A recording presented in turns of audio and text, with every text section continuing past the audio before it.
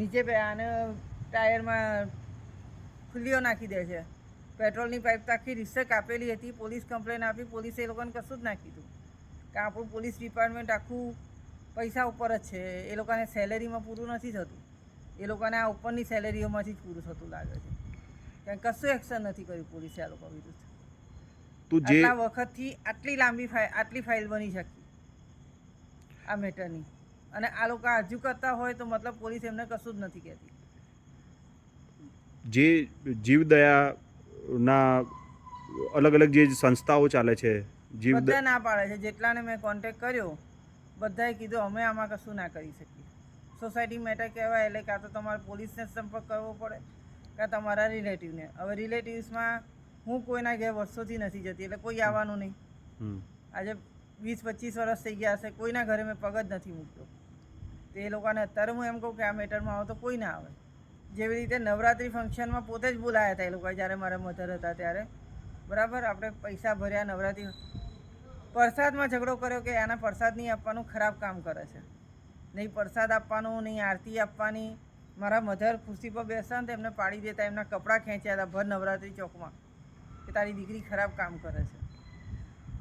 હવે આવા વ્યક્તિઓ આગળ એકલા તો વાત કરવા જવાય જ નહીં, જે આવી રીતની વર્તન કરે છે. આખું કપડાં ખેંચવાનું, આ 30-40 જણનું ટોળું કહેવાનું, હું એકલી પડું. એમાં મુખ્ય કોણ કોણ લોકો છે?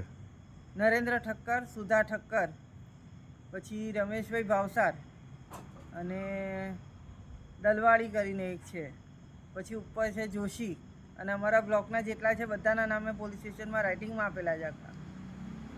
તમને કેટલા સમયથી આ માનસિક ત્રાસ મળી રહ્યો છે? 2017થી.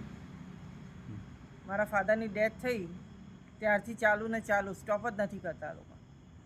હેરાન જ કરવાનું. અને આમાં મારા બ્રધરને ડિપ્રેશનનું જે બીમારી હતી એ વધતી જઈ રહી છે એની આ ત્રાસના લીધે.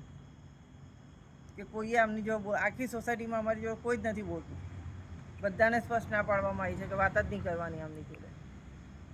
જે જીવદયા પ્રેમી છે, જેને તમારું કામ ગમે છે, એ લોકોથી તમે શું અનુરોધ કરો છો? એ લોકો કેવી રીતે આમાં મદદ કરી શકે?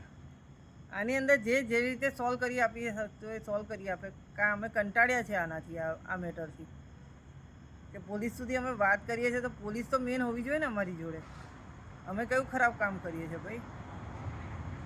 એ લોકો જે કરે એ ચાલે એવી રીતે એવું બધું ચલાવે છે કે ભાઈ બરાબર કરે છે. આખી અંદર સોસાયટીમાં રીંગો મારી દીધી છે, અહીંયાથી આમ નહીં આવવાનું, આ નહીં કરવાનું.